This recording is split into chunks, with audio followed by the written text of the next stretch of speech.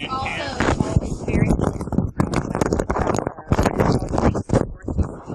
yeah. Nope. I am a perfect lady. Perfect lady.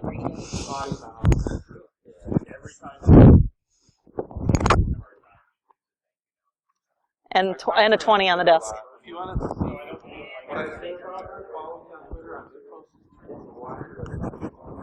Can you see my shit? 40,000 followers.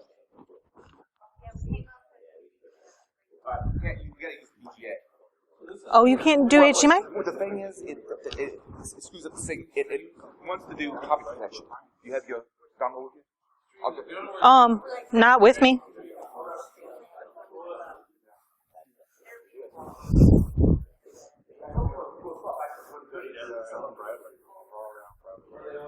Yeah, yeah, I got it. I'm gonna have to, like, fucking ram.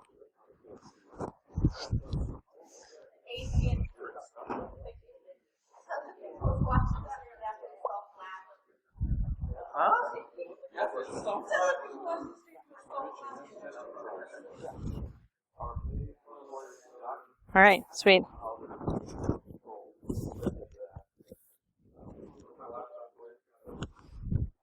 Okay, all right, I got it. Oh my God, where's everything at? So I got it? Sweet.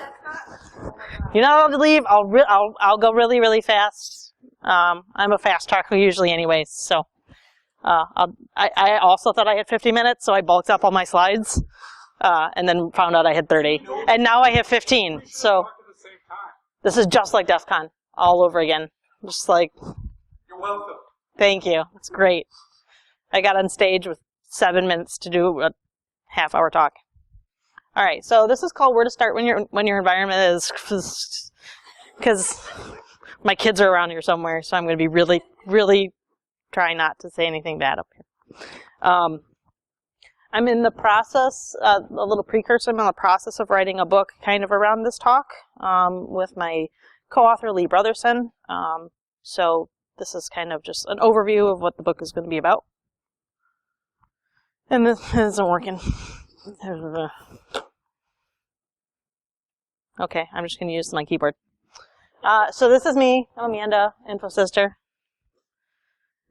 So the idea is a lot of us, I've seen it in enterprise environment again and again. You kind of walk into, oh, thank you. You kind of walk into an environment or you're handed an environment and say, hey, we're doing security now. And nobody's done security before. Maybe they took like a Microsoft boot camp and thought that they knew everything about their network. Thank you. Okay, sweet. Thank you. This is for those people. This is for the sysadmins out there. This is for the telecom guy that got handed a security department. All the best practices that you should be doing in your environment that 90% of the people out there aren't doing already. If you go out and do assessments, say you're doing a vuln assessment or you're hired to go out to any of these companies, it's the stuff that you're saying over and over and over again. It's the templates that you have in your report saying, yep, this, they have Windows XP on their environment still. We'll give them the template of, hey, you shouldn't be doing this. One of the first things that you should do, and I've even done this before I've started working for a company to find out how bad off they are, is you can go to shodan.io. It's basically a search engine for anything on the internet. So when you see anything about like Internet of Things, this is how you can find gas station information. People have their gas pumps online. People have billboards online. People have X-ray machines online. You name it, you can find it on Shodan with some simple queries. All of that's free. The reporting costs you sometimes. You can pay for some reporting. The creator just created a book that you can download. It's like an ebook that you can get. Kind of teaches you a little bit about Shodan. Aaron.net, I've actually use that. You look up the company that you're going to work for, that you're going to do the penetration or assessment on, and you can find what IP addresses that they use. Take that, and then you can plug those into Shodan and see what all lies on top of those IP addresses. There's some good OSINT pieces of software that you can use that will scrape like LinkedIn and Google and stuff like that for email addresses. The attackers will use a lot for phishing. And then see what's on your company website. Just plain OSINT, seeing what's out there. And OSINT is open source intelligence. A lot of people have problems with upper management. And I mean, as Wolf said and as Eddie said, you have to know how to talk to them.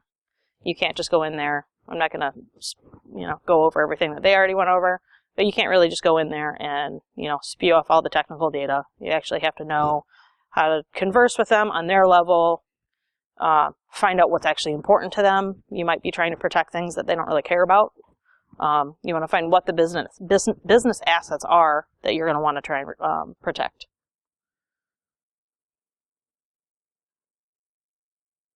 All right. I hate putting this much text on a slide, but I really like this quote. So I'm going to read it, because the last time I didn't, I got yelled at. Read it. So I'm going to read it really slow. No. Many attacks on internet and network systems have no particular target. The attacker simply sends a large broadcast that uses any unprotected system as a staging point, so like bots, botnets, from which to launch an attack. Using computers without basic protections like firewalls, antivirus software, and user education not only affects your own business, but many other businesses as the viruses spread around the internet. So then you can be attacked by a botnet and become a botnet. Your system's lack of protection makes you a target. It can destroy your computer, your network, and can contribute to a virus distribution that slows or halts portions of the internet. All of us who use the internet have a responsibility to help create a culture of security that will enhance consumer and business confidence. But most importantly, failing to heed best practice advice could hurt your company significantly. So many people don't abide by best practices. That's one of the reasons that we're writing a book. There is no good book on best practice blue team security. There's really specific like network security or OWASP or really, really deep dives into that kind of stuff, but there's no overall best practice when it comes to I don't know where to even start at. So we're going to go over a couple slides of the free and easy stuff that you can do right away. You don't want to start in your security department and automatically go to the CTO and say, I'm just going to need Splunk licenses and a SIM and a couple $1 million so I can build my own data center and help secure you. There's absolutely nobody there's people that will do that, but probably not the best thing. You want to try and do all the things that are out there for free and that are easy to implement already. Like getting a trial vulnerability scanner. If you don't have any vulnerability scanning in your network already, you can get Nessus, you can get Nextpost, you can get a trial, at least get yourself so you know what your high vulnerabilities are. Make sure you have approval for that kind of stuff. But once they know it's free, at least for the first part of it, that's the difficult part. The money always talks. If you're in a Windows environment, best practice group policy objects.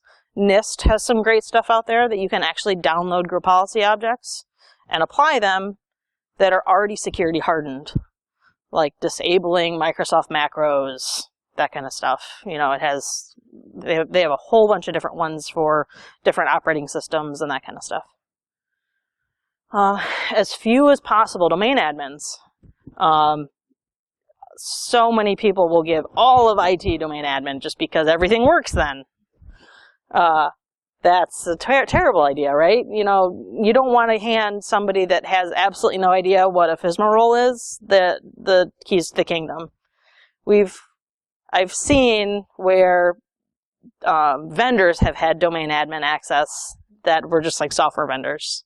I actually had a domain, like an application server, be promoted to a domain controller by a vendor because they were just domain admins and everybody else was, so it didn't matter. So getting that down to as few possible people that actually are Microsoft certified and know what they're talking about is also very good best practice. And that really long link that I thought I had saved to the end, but maybe not. I really hope this saved when I was editing it earlier. But this kind of talks about some attacks that you can do to capture domain admin credentials. They have some really good walkthroughs on how to mitigate that kind of stuff. Yeah, none of the shit that I did earlier saved. It's great. But that's all right, because that means it's a half an hour talk. You're welcome. Yeah. I think maybe I opened the wrong one. I'm giving the right talk, though, so that's the important part. EMET. Has anybody heard of EMET? Implemented it like organization-wide? Yeah, it's awesome. It should go on all of your endpoints, Windows boxes. I don't have anything for non-Windows, but what is it? The Enhanced Mitigation Experience Toolkit. Thank you. I always forget that. I don't know.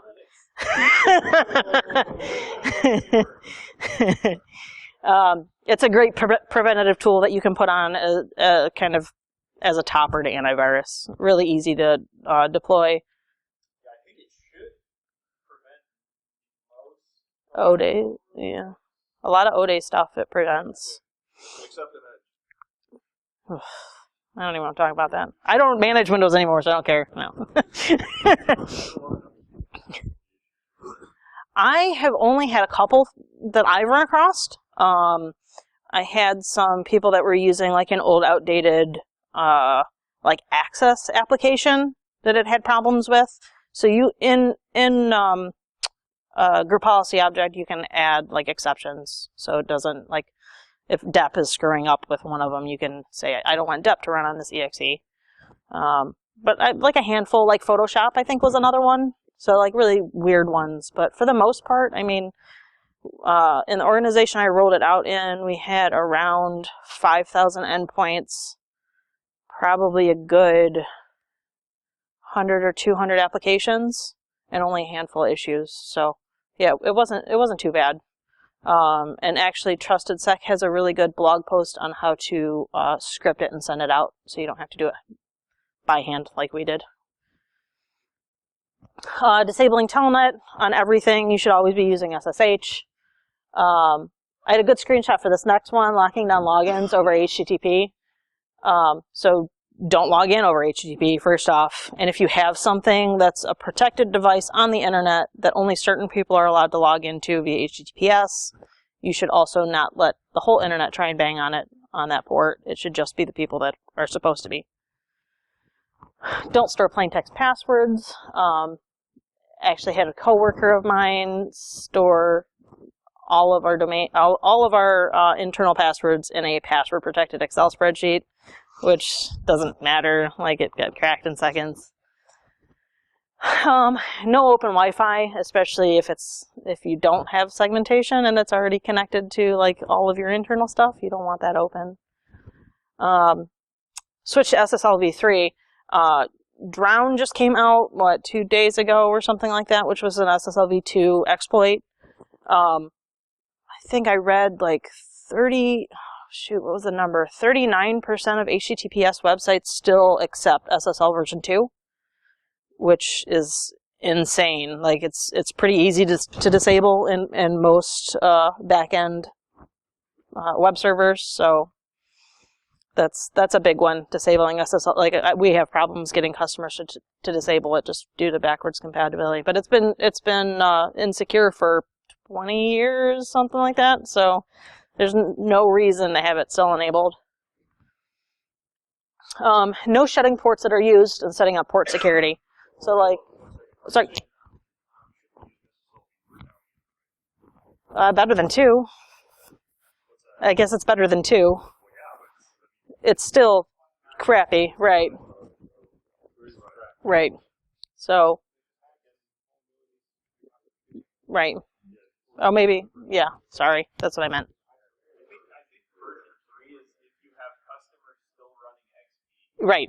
You are still right. Yes. Which is in a lot of cases. I mean, you shouldn't be, but in a lot of cases, people are using XP still. Yeah. 2. Right. Right. Yeah, you're not supposed to be using that either. All of SSL is broken. Just send it in plain text. Don't do plain text and don't do SSL. Right. Right. Yeah. Which I've seen a lot, unfortunately. I mean, people still trying to support 2000 Windows NT. It's ridiculous. Probably on a lot of the chicken systems, it's just NT, right? No shutting ports that are unused, so you don't want to be able to just walk up and plug in your stuff and be on the LAN. You also don't want to be able to walk up, unplug somebody else's stuff, and plug into the LAN. I've majorly worked with Cisco stuff, so I know setting up port security on Cisco is pretty easy. I don't know about anything else. Centralized logins, so TACX or Radius. TACX doesn't have the best security either. It's all hashed with MD5, so that's on the back end's not the greatest, but it's better than nothing. Better to just be able to disable somebody than have to log in everywhere and try and remove their accounts. You don't want to show up and say, oh, that net admin hasn't been here for 5-10 years, but they still have an active account listed. Trying to think of some of the other ones I had added on here. So URL scan is something that you can add to IIS that'll prevent attackers trying to send specially crafted like URLs to it and mess up your sites. There's like mod security for Linux and fail to ban that'll ban like too many connections trying to connect to Apache. Those are all really super simple to install. It doesn't take a whole lot of time. I haven't had a whole lot of applications actually mess up because of those 3, but mod security can be a little finicky when it comes to that kind of stuff. Some kind of encryption for your your portable devices, especially if you're in healthcare or financial, and if you have any sensitive data on your laptop, it's way easier to just get it encrypted. A lot of people skip patching their Linux boxes because it's Linux, and then always regen your. Oh, I skipped one, didn't I? Network device configuration backups is a good thing to do, especially when you're trying to track changes and. Say you have a rogue net admin that decides that they are just pissed off and they want to, add a whole bunch of stuff before they leave. There's different things that you can have set up that'll alert you to those changes and automatically save backups before the changes, that kind of stuff. Patching Linux boxes and then regenning SSH keys from default and not sharing SSH keys across devices. Like if you do cloning and that kind of stuff. Yay. So I'm a big purple teamer. I really like doing, my own setting up my own internal type red team stuff, so you don't have to rely on the once a year pen test that you get, right? You will kind of want to spot check your own stuff. So getting your own purple team and knowing more about red teaming as a blue teamer always helps as well, just so you know what you kind of have to protect against. Having differing local admin passwords. I've been a couple places where the admin password on 8,000 devices is the same. Servers, switches, PCs, you name it, all have the same local admin password because nobody ever uses it, but one end user finds it out, and how are you going to possibly change all of that kind of stuff when, some of it you might not even have access to anymore. And then least privileges is something that we all like to preach, but is really hard to practice sometimes. So that's why it's under the not completely easy. I've tried to set up least privilege when it comes to rights in Active Directory, and just to hear application people bitch about that over and over and over again is just difficult.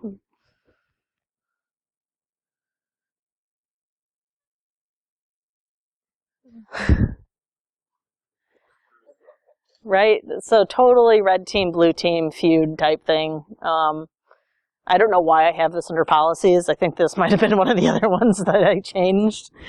I mean, policies are good.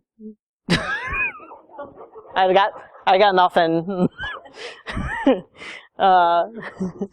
Yeah, right? It's kind of like whose slide is it anyways with my own slides.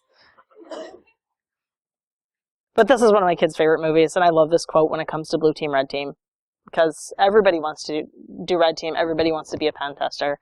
I talked to somebody the other day that was just getting in the industry, and like, man, I really would like to pen test. I'm like, well, everybody says that until you find out that, I don't know, who's a pen tester and how much of it is writing reports versus how much of it is actually doing the pen testing. You have to like to write, I guess. But it is cooler. It's pretty badass. And this was already covered in two, at least, of the 3 talks. Segmentation. Right. I don't even have to go over the slide. You already know about segmentation. But good segmentation. So you don't want, your database servers out on the internet. You want to delineate for more than just a broadcast domain. You want your PCs all on one, or you can even segment it out if you're a large organization to more than that. So you can have all of accounting on one VLAN with ACLs in between that, and the server VLAN that has, all of its ACLs, and there's a database VLAN that also has controls in place. If there's a PCI network, you're going to want even a firewall in between and not necessarily just access control. And I already talked about Active Directory. So, some of the more expensive stuff. After you showed all of that free shit to your upper level management, do you finally have a budget? Like, that's the important part. You can't really do any of this stuff if they don't give you any budget. But after you show them all of that free stuff that you were able to do, pending them giving you the approval to do it, then they might have a little bit more buy-in after you can show them, hey, we were vulnerable to all of this stuff, which we've already done our due diligence, we've already fixed, we've already implemented all of the stuff that we possibly can do. We need to go the next step because there's still so much more out there that we could fix with a little bit more money. So many places don't have real vulnerability scanners. They just rely on their pen tests every year. Sometimes they're not even pen tests. Sometimes it's just a vulnerability scan. You want to make sure that you have a real pen test, not just vulnerability scans, which are great too, because then you can have a professional tell you what your vulnerabilities are as opposed to just reading whatever Nessus spits out. But actually having somebody come in and break in and not just give you a report of the canned crap that's out there. A lot of that stuff you're not gonna get that on a Nessus report. And SIM, IDS, IPS will alert you on vulnerability scans coming from outside your network, computers that have viruses. You can send a whole bunch of crap into there to give you enough information on kind of the inner workings of what your network's doing, how it's talking. There's a lot of canned reporting out there when it comes to like Splunk and that kind of stuff. That'll give you a good idea. And two-factor auth, not just for your important like IT admin people, but your two-factor auth should be used for everybody that's coming in remotely. Not only everybody that's coming in remotely, but even for sorry, my child is threw me off. Michael, come up here and talk. Where are the other two? Okay. Well, talk to you later. Oh, shit. Yeah. Right? All right. So two-factor auth, where was I? Yeah. Yeah, not just remote logging. So if I'm trying to think who got Twitter to use two-factor auth. They were popped. J.P. Morgan Chase, I think, were popped in a couple years ago. After they were, Twitter started offering two-factor auth like 4 months later. Not everybody uses two-factor auth. So personally, I try and look for banks that use two-factor auth. I try and kind of steer my business towards that direction. And getting organized. IP address management. So there's databases out there that you can keep track of, you know, since people for some reason don't like to keep stuff in reverse DNS. If you want to, you can have it organized in an IP address management. Password safes, better than sticky notes. Incident response drills, and not only incident response drills, but also incident response tabletops. I was at one of those the other day. You pull all of the key stakeholders in. Say this one was they were getting a DDoS, and they also found out that one of their main database username and passwords had been compromised. Right? So not only did we have IT staff there, we also had legal, we had their asset management, everybody that we would have to alert or that would need to know about something like that. You kind of just walk through, make sure there were policies, make sure people knew who to call. And this isn't necessarily, I mean, this is free. This definitely isn't easy, especially if you, depending on the type of organization you're in and the communication that you have in between the different business units. And that's it. Any questions? You want lunch, right? I have to go find my children, so if you have any questions, just let me know. Yeah.